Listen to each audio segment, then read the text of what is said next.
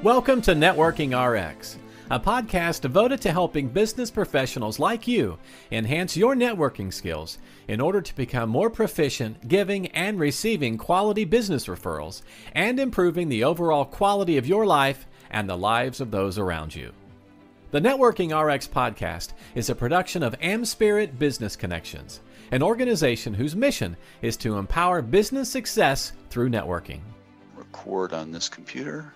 Welcome to the Networking RX podcast. I'm your host, Frank Egan, founder and president of AmSpirit Business Connections. Today we have another great guest.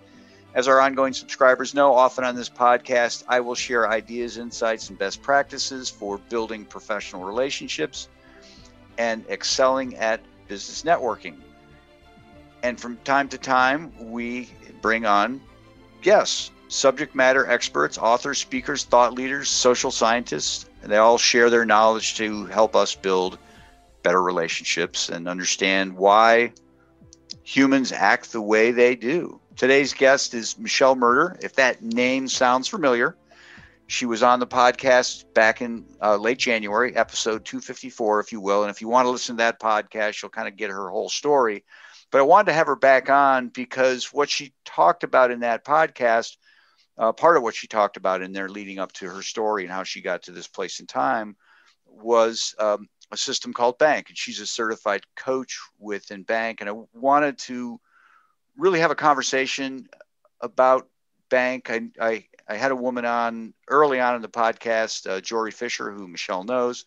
And we really didn't talk about Bank as much as I thought we should have. But now that I'm really understanding it and see it in action, I really wanted to take a deeper dive into Bank and what it is and how people can benefit from it. So, Michelle, thank you for coming back on the program.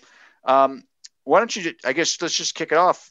Talk about Bank. I guess we got your whole story, but how you kind of stumbled on Bank and what it is and what you see it being all about, if you would. So first, thanks for having me again. And I actually came across Bank when I was at a convention, and the founder, Sherry Tree, I saw her on stage and she blew me away for so many reasons. One, because I was in a sales position and it's very difficult to duplicate. And that's what you have to duplicate or be able to train people on how to sell. And some people it just comes natural to. And I was one of those people where it came natural to me and I thought I was really doing well, but come to find out I was missing 50% of my sales anyway. But when I heard Sherry speak, not only did it intrigue me because of the business aspect and the sales aspect of it, but my son has sensory issues. And he was in a program called Brain Balance, where it's a holistic approach to work with kids who they're in the spectrum, have autism, ADHD, and ADD. And when he would go for program, I would sit and talk to the parents. One of the biggest struggles that the parents had was being able to understand and communicate with their kids. And they didn't understand why they did certain things or why they didn't understand what the parents were trying to tell them. And so while I was listening to her speak, it hit home with me. And once I took the coaching program and actually implemented what I had learned, it took all of my relationships with my kids to an entirely different level. Exponentially, it increased my sales, grew my team. But what really touched me was the relationships that it changed. Got you. Now, how long ago was this? I saw her, it was over a year ago, Okay. Probably a year and a half ago at a conference. Okay, interesting. Now, you and I have talked several times, and Bank is an acronym, and we'll get through that acronym. I am a BNKA, I think. I don't know. That's what I seem to be. You call me a blueprint, but let's go through those. Let's talk about the B's, the A's, the N's, and the K's, and kind of how it works. Okay, so the blueprint, which you are, that's your dominant code. Everybody, keep in mind, everybody has all of these codes in them. It's just how they show up and in what order. So the blueprint people like structure and stability, systems, planning, processes, predictability. They hate risk.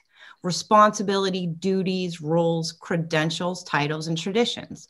They make lists. They don't like surprises. You don't want to like show up and be unannounced and blow their whole day, because they have a plan. They really hate risk. They are always on time, probably 20 to 30 minutes early. They're the ones that will be waiting for you when you show up for an appointment.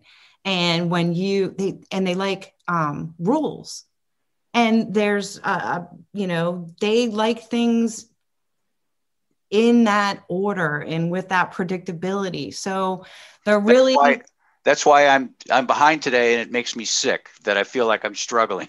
Exactly. Because those types of things really matter. So for example, my first code is an action, but my daughter's first code is a blueprint. So we showed up on two completely different levels. One, I really didn't pay much attention to time. We'd go for a trip. I'd be packing the morning of, loading up, being late. She would be packed a week in advance, waiting by the door. So before we even left, there was a conflict. Yeah. I have people like that in my life. Anyhow, go ahead. Okay. You're an A. M&A, my favorite, the freedom, flexibility, spontaneity, action. They like attention. They like fun and freedom. They're the movers, the shakers, the millionaire makers, right? They're like little firecrackers. They'd walk up to you. They're like the high five, fist pump. They are all about the action. And those people have completely different values than the blueprints. So they're outside the box, the blueprints inside the box. And they show up completely different and make different decisions based on what their values are.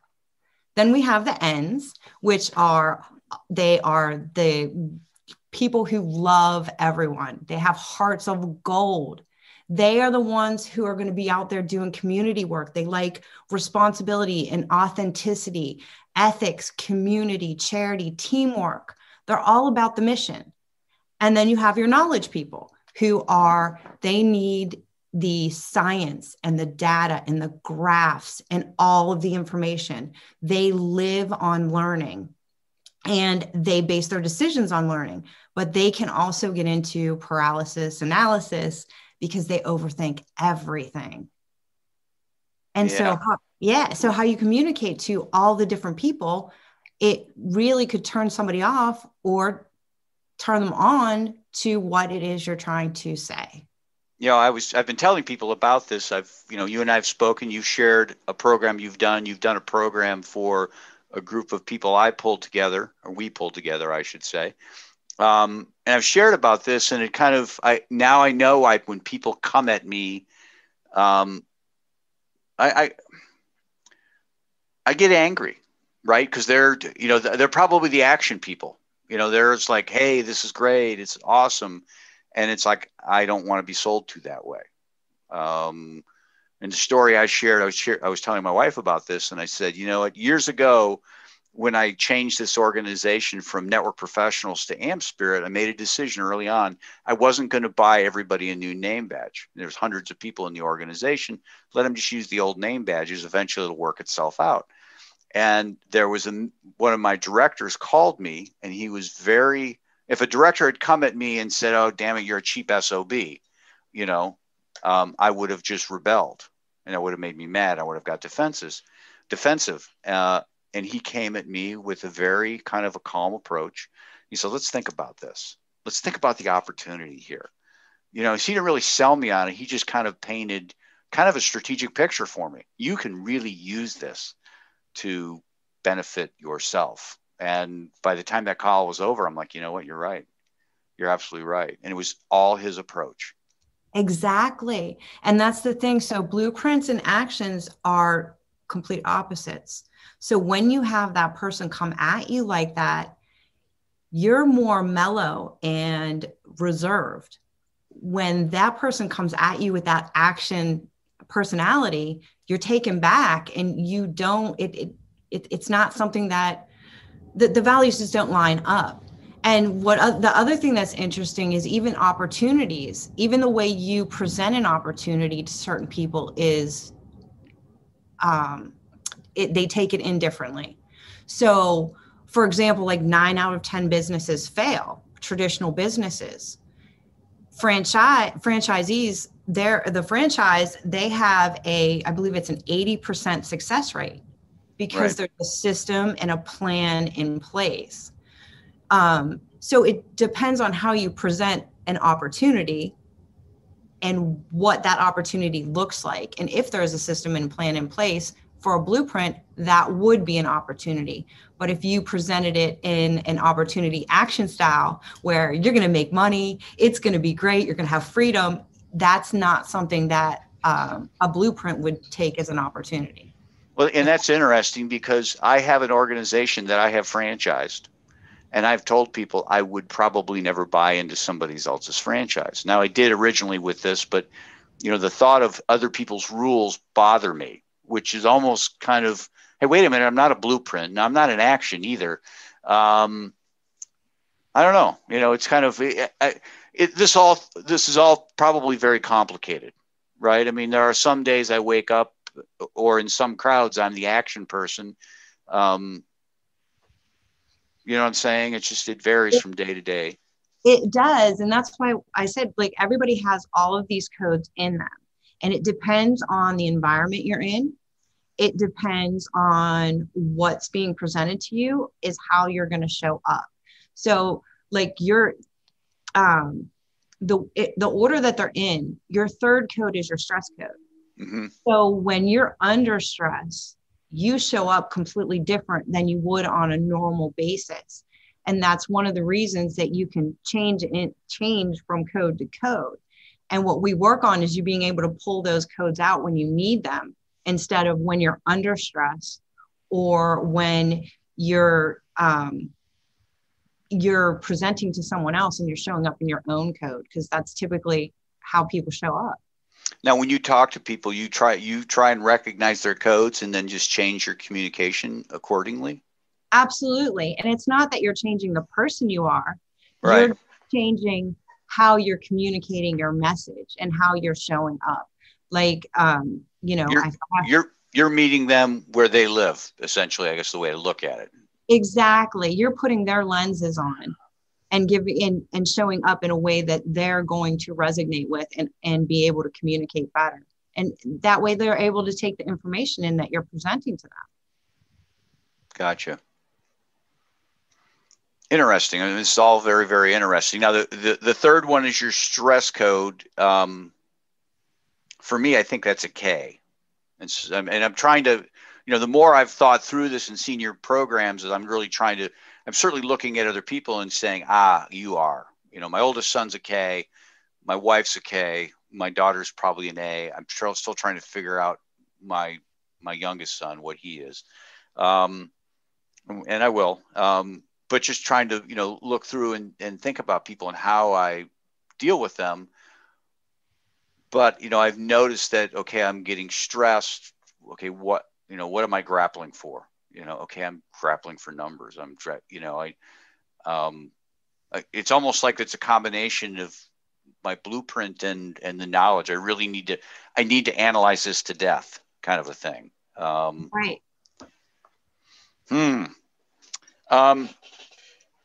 So how could people help you, or I guess what's something where they could learn more? Obviously they could reach out to you, and we'll put your contact information in the show notes. I think if that would be helpful for you, certainly. I don't want to paint you into a corner with people calling you. To me, this is interesting. It's very interesting, what this all is and what it can do. This is something you do. You actually coach people on this. You teach them how to do these things. Absolutely. So what we do is go through a 12-week coaching program. It's a group coaching program. And the reason it's a group coaching program is because you're able to actually be in a group with other codes. So you're going to learn while we're communicating, because you're going to see how other codes interpret things and how they communicate. And we also build on the 6 intelligences. So personality intelligence is just a part of it. Then there's emotional intelligence. And emotional intelligence is more important than IQ. So there's Fortune 500 companies that are paying thousands of dollars to train their people on emotional intelligence so that you're able to actually have compassion and understanding and empathy for other people. Right. And that's just huge. So there's emotional, then business, sales, artificial intelligence, and spiritual intelligence. So when you build on all of those layers, you can become the best version of yourself and really be able to make a difference with people. So you actually have different ways of communicating, or I mean, it just becomes second nature for you? Yeah, it's really, so the more you learn and the further you get into it, like right. I'm actually like, even on a TV show, I'll be like, oh my gosh, I'll be cracking the codes of people on the TV show and everything starts to make sense. So I saw this commercial the other day and it was all blueprint. Like it was an insurance commercial and they literally said blueprint. We have a blueprint, we have a system, we have a plan. So this commercial was focused marketing right on that blueprint person. And that's, even when you're doing your marketing and stuff like that, you could have your perfect avatar and market directly towards that person. So it's really cool, all of the uses. And there's no other training that focuses on not only your business, but every relationship that you have. That's huge. Right. Right. Well, relationships are relationships. I mean, we have, personal relationships they're not the same, but they're very similar to our professional relationships because it's all about getting to know, like, and trust people. Yeah. So, well, how can people help you? How can they help you, and what would be a good way of contacting you? So they can reach me through my email, which is, should I give the email now or do you want to? Well, you go ahead and give it now and I'll put it in the show notes too. It's mmyrter@gmail.com. Okay. And I will offer a free 30-minute discovery call to see if bank is something that would help them in their life. Now, what types of people are really good bank people? I'm guessing salespeople, but you probably work with all types, or? I do. So coaches could benefit from bank, sales professionals. I work with sales teams, anybody who, even therapists. Okay. Like when you look at it as how people are able to help the people they work with better, they have to understand how they're showing up and what's important to them. Yeah. So the different varieties of people I work with are all over the board. Okay. I mean, I could see an executive or somebody who runs a business be like, okay, I need this because I have all these teams, I have all these temperaments, and I don't get it. I'm doing this here and it's not working here. It doesn't make any sense. Yeah. Even for example, for like when you're hiring people, mm-hmm. If you're going to take someone who's an action person and stick them in a data position where they're in an office all day, it's never going to work out. They're going to lose their mind. Right. So even things like that, it really makes a difference. And when you're able to actually understand what your employee needs and give them a position that's going to fit or know if that's going to fit, then you don't have that turnover rate. Yeah. Yeah. I mean, I can see this benefiting a whole lot of different things or different organizations in my short corporate life. They wanted everybody to kind of fit into a box, and and I was in an accounting firm, so I was probably with a lot of blueprints, but I was the least blueprint of the blueprints. Now they've been a lot of BKs, and I was more BN because I love going out and seeing clients. And selling work, but I didn't like to stick my nose in the tax code and, really kind of dig into it. So I don't know. It's just all very interesting. Well, we'll put your email in the show notes. I really appreciate you being on. This is very informative and I keep learning about this. So, and I love watching you learn because I can tell every time I talk to you, you get like another aha moment where you're like, yeah, I get that. Yeah. Well, I think it's powerful. I think it's very powerful, and I guess the big regret is I wish I would have known about it sooner. So anyhow, thank you.